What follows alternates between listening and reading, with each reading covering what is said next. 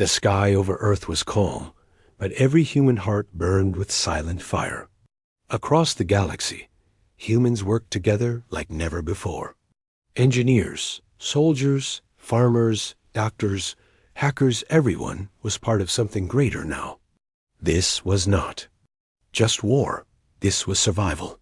And more than that, it was justice. The Varnak had made a mistake. They had touched something they did not understand. They thought humans would break.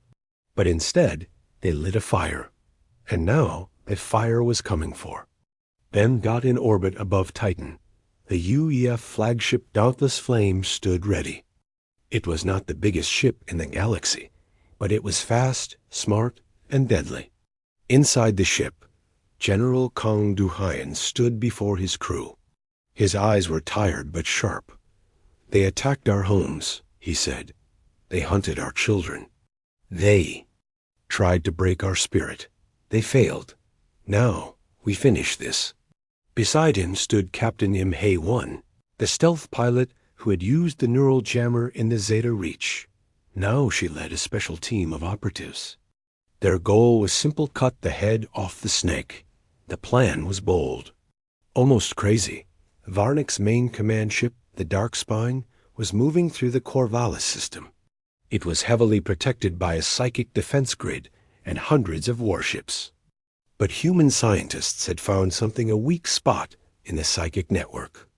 If they could fly close enough, they could plant a stronger jammer right inside the core. Once the link was broken, the Varnak fleet would be helpless. But no one had ever made it that deep into enemy territory. Until now, the mission began under cover of a solar storm.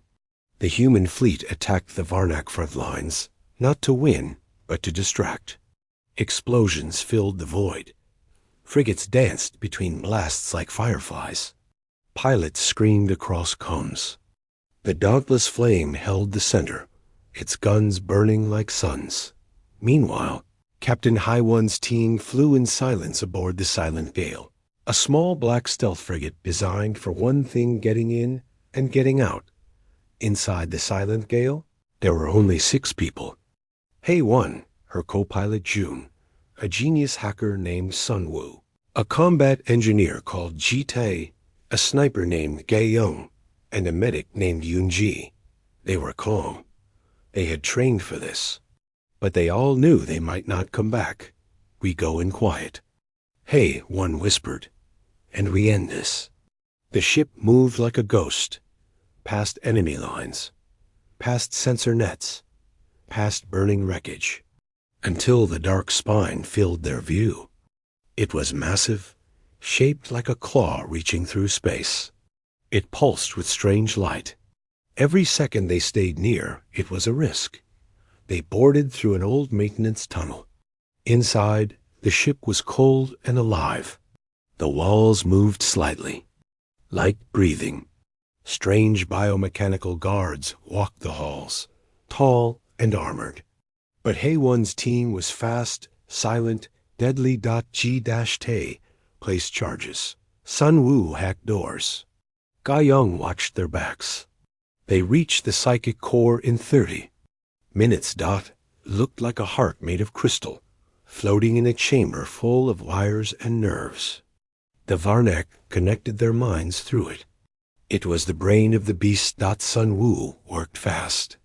The jammer had to be synced perfectly, or it would fail. Sweat poured down his face. Ji-tae covered him, holding a plasma cutter in one hand, a pistol in the other. Alarms rang. They had been found. Dozens of Varnak guards rushed in. The humans held the line. Yoon-ji threw stun bombs. Gae-young's sniper rifle cracked again and again. June fired the ship's turrets from a remote link. Then click. The jammer activated. The room shook. A crystal heart screamed like a living thing. Across the system, Varnak ships suddenly lost control. Their formations broke. Weapons powered down. Pilots panicked. Outside, the human fleet saw the change. "They're blind," shouted a commander. "General." Kang smiled for the first time in days. hit them with everything. Human ships surged forward. Missiles, lasers, railguns, they tore through the Varnak like fire through dry grass. For the first time, the Varnak ran. Their pride was gone. Their power-broken got back on the dark spine. Hei-1's team ran for there. Ship. Sun Wu was wounded. Ji-Tae carried him. Ga-Young covered the rear, blasting a final guard as the airlock closed. The silent gale blasted out, engines burning bright. They had done it. The war was not over that day. But it was the turning point. The Varnak tried to regroup, but the fear had already spread. Planet after planet fell back into human hands. The Varnak throne world was bombed from orbit after all their citizens had fled. No one wanted to fight anymore. They were broken. Humans did not destroy them. They let them live, but they were finished.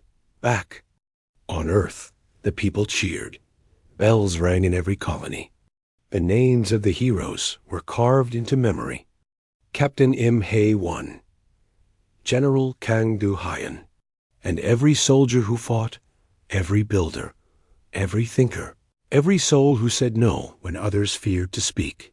The galaxy learned something that day. Humans were kind. Yes, they were patient. They were builders. And dreamers, that if you ever made them truly angry, they would rise together like a storm. They would fight like stars falling from the sky. And they would not stop until the enemy was dust. That is why no one speaks of the Varnak anymore. Not out of fear, but out of respect and out of warning, because no one wants to become the next species that made humans angry.